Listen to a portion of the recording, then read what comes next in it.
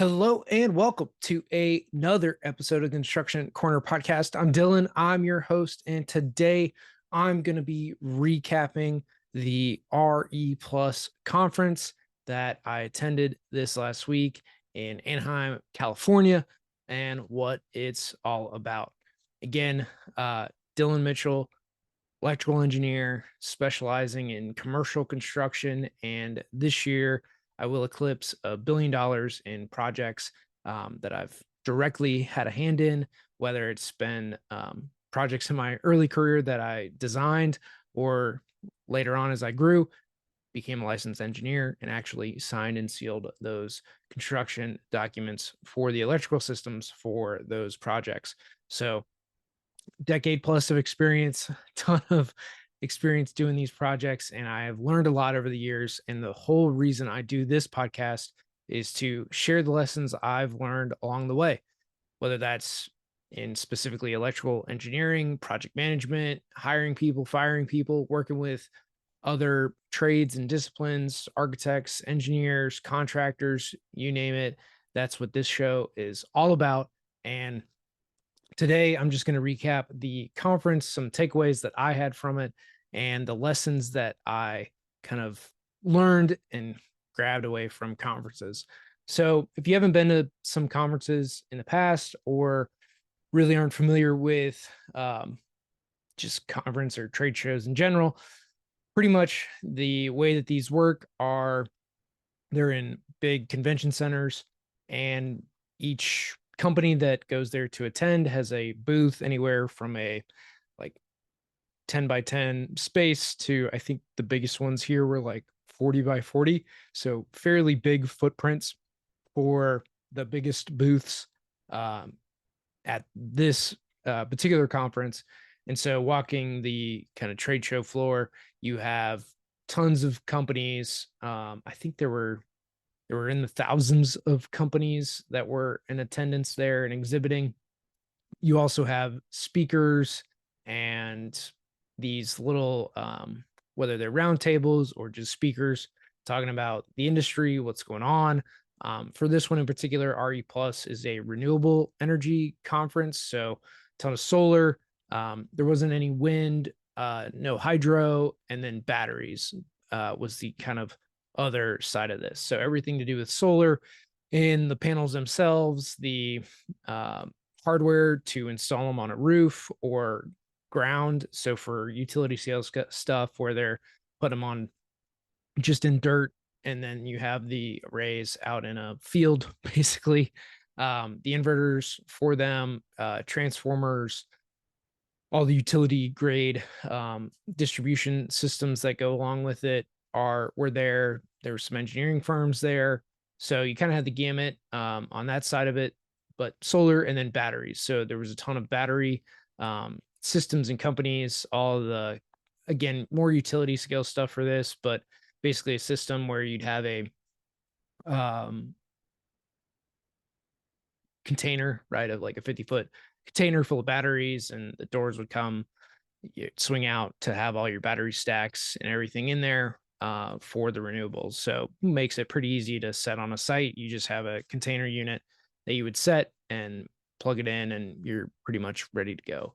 So that's how a lot of the battery systems were there. But you had Samsung and other manufacturers for it, and then you had other pretty much all manufacturers for it, engineering companies, and then some other services along that. So that's what this was. It was massive. It was at the Anaheim Convention Center, which is right next to Disney, and just covered a huge breadth of area. And some of these booths are pretty crazy. So, the one first thing, okay, so that's how the conference was laid out. Then, really walking around the show floor again, thousands, 1,500, maybe 2,000 vendors, companies that were there. Really, from my perspective, you had a ton of companies there, but really only a few key manufacturers. Then everything else was kind of a derivative thereof. Um, that's just, again, my take on it. You had a few kind of primary key manufacturers, and then everything else was kind of second tier. There was so that's on like solar panels. Then you had a couple key like manufacturers of the mechanical systems that support the panels, right? All the racking or the rails or the ground screws that go into the ground for any of the field and really utility scale stuff. So you had all those, and then all the companies that also did um, roof mounts for residential. And that was kind of the other split. There was a lot of residential there because this conference, again, applied to a lot of electrical contractors, is a lot of the attendees. And in that, you had a lot of installers, and a lot of those guys are primarily in the residential business, not necessarily on the commercial or utility scale side of things. So with that, you had, a lot of companies and how they mounted roofs, that kind of stuff. And then on the other side of it, you had, again, just a handful of companies that did kind of utility scale projects. With that, the thing in booths, and I really just found this to be fascinating. This is kind of just the marketing business owner side of me, is how do you end up showing ROI on having a booth of that scale, that magnitude at a conference like this? So if you haven't been to any of these booths are super elaborate. They have just massive displays. They're bringing in equipment a lot of the time. So for like, there's a manufacturer, Vermeer, which does, I mean, they do a lot of like ditch digging equipment and things like that, or pile drivers and other equipment. And that's like a $500,000 piece of equipment. So, and they had two of them there. So you got $1 million piece of equipment in your booth. Granted, you're the manufacturer, but still transportation costs to get it all there, set it up, the time to do all that. Other of these booths are pretty elaborate in that they have uh, two levels with like meeting rooms on top. It's a whole kind of construction project in of itself to get these booths set up with tables and chairs and everything else that goes into these. Again, 20 by 20 or 30 by 30 or 40 by 20 or whatever their space ends up being. But I mean, just these massive kind of display booths and representations for all their goods and services. So pretty kind of extensive thing, display boards, video boards. So the booth in and of itself could be 30, 50, 100 grand. And then the space that they rent for the 3, 4 days at the conference is also, probably on the cheap end. For a 10 by 10 is maybe 5 grand. And then some of these big booths are 50 or $100,000, and that doesn't even include like sponsorship or sponsoring the lanyards or Wi-Fi or all the other sponsorship opportunities that the conference provides people to invest in. So for some of these large booths, I mean, you're talking just in the booth, construction plus the space. I mean, you might be at 200 grand before you ever open the conference. And then a lot of these bigger companies are also sending, 10, 20, 30 plus people to the show, and you have 2 grand a day pretty conservatively, $1,000 in labor, $1,000 in hotel and food and whatever else, kind of just transportation costs. So then you're looking at, 2 grand a day on the low end for these guys. And if you send, 20, 30 people, you could start to see how this adds up pretty quick. So you're looking at trying to have a return on investment for 200, 400, $500,000 for this one show. Now, in doing this, if you have 20 guys and you have all of them have meetings with clients or clients on the books or prospective clients on the books prior to ever being at the show, right? They're going to meet at the show, and you have 20 meetings scheduled pretty quickly, especially for some of these big companies. The ROI is there. It comes back pretty quickly. It can really justify itself. So for a lot of folks, I think in these conferences and going to them and how we do this kind of stuff is making sure that you have meetings set, that you're going and talking to vendors, that you have all of these kind of outlined before you ever show up to a conference. And by doing that, it will then pay for itself. a lot of people go to these and kind of wing it. They don't have meetings outlined. They're don't plan on going to the bar for at whatever hotel the conference is next to or close to. And you really kind of squander a lot of opportunities because really it's not at the show floor going and talking to vendors or whoever you happen to run into. But it is done at the bar. It's done at these meeting rooms. It's done at the after parties that are pre-planned. So going into conferences, you need to have a little more planning done and who you're meeting, who you're um, doing business with, and that will go a long way to really helping you move your company down the field and getting more projects um, on basically on your plate and winning more projects, having more partners. And that's how that ends up getting won.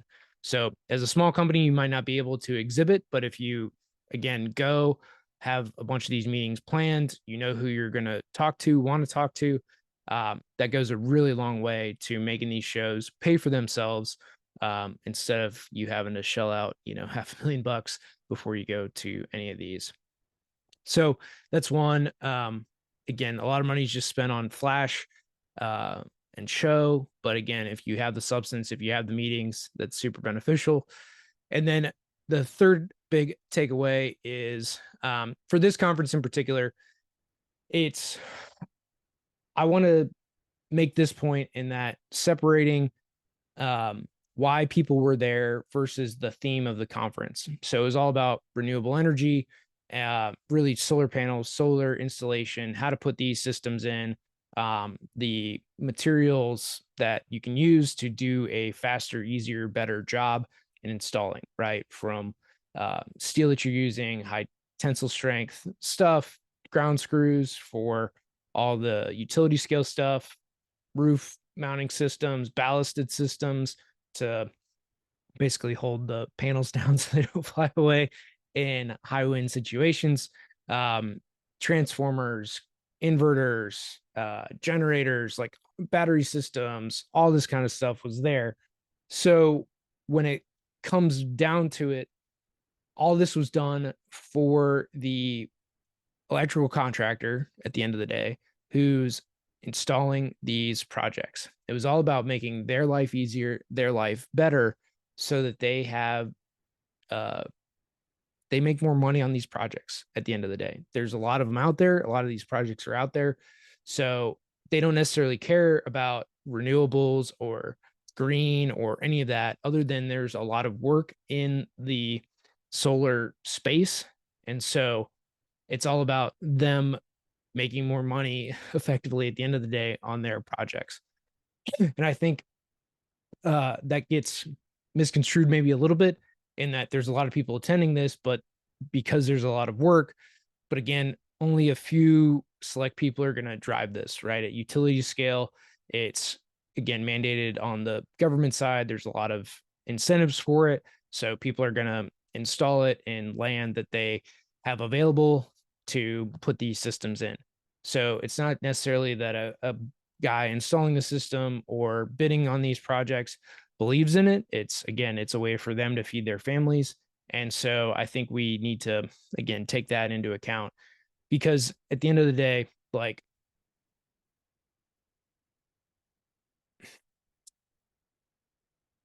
in the renewable systems, like hydro is not taken into account as a renewable energy source, right? So we have snowmelt, it rains, right? That does renew. For solar panels in 20 years, that panel needs to be replaced, right? What are you going to do with the old ones? And when you drive out to Palm Springs from LA, like there's just miles of windmills that are 20, 30 years old that are rusting out in the middle of the desert. What are you going to do with those, right? Windmill blades need to be replaced. Have you ever seen a ceiling fan that's been there for 10 years, right? The blades are a little droopy that are outside. So I think we forget that in these systems, especially solar and wind, you've got to replace the entirety of the system that captures energy. Batteries are no different. In 10 years, that reaches the end of the life of the battery and they need to be replaced. It doesn't necessarily renew. There's still maintenance that goes on in water systems, and hydros and dams, the turbine blades need to be replaced and maintained over time. And that is also super important. So I think when it comes to renewables, especially, like we've got to be pretty, um, we got to separate why people do the projects versus their beliefs around the energy usage of those systems. Wind is a very big problem for utilities. It's basically why you need battery storage. Um, and then we think about the mining and everything else that goes into creating batteries to store energy. So, again, I do want to bring up that point that while there was a lot of people there, it's really not their belief system around renewables or that they believe in this system more than anything else. It's just that there are a lot of projects and opportunities, and they're not about to leave money on the table so that they can feed their families at the end of the day, right? That's what this is about doing projects better, easier, faster, so that they're able to, again, make money, feed their family, and provide to their communities. So let's not forget that. And one thing that I do want to throw in here is, and just give you this idea, is what do plants ultimately need to survive? They need sunlight, water, air, but that air needs to be primarily carbon dioxide. That's what plants use to uh, do photosynthesis, and then they give off oxygen, right? So if you remember back to like sixth grade biology class, that plants and humans kind of are a symbiotic relationship, that we exhale carbon dioxide, the plants use it to do photosynthesis, and then they give off oxygen, which then we breathe in, right? We still breathe a lot of CO2 in our air, but oxygen, nitrogen, that's all part of the air mix that we end up breathing. And then again, we exhale mostly CO2, and then the plants use that for photosynthesis. So in a CO2 low environment, plant life doesn't thrive as well. So the more CO2 that there is for plants, the better the plants do, which means more oxygen that they give off. So something to think about and consider when you start talking about some of these environmental items and what that means. But ultimately, the RE Plus conference was kind of neat to go to. Again, conferences, when you go to them, make sure that you have a plan to go, who you're going to meet, visit, so that that conference is ultimately worth it. And you're not just going into, um, walk the show floor and see what's new. I mean, there is a time and a place for that. But as far as conferences go, make sure that you have a plan or know what you're going to get out of it.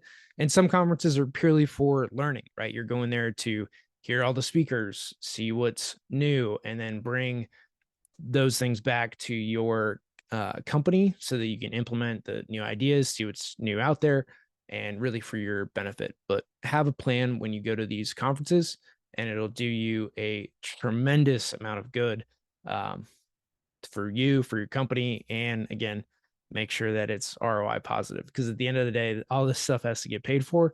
So make sure that you're being successful and using your money and time wisely. So without further ado, that's going to be this episode of the Construction Corner podcast. And until next time, don't forget to share the show.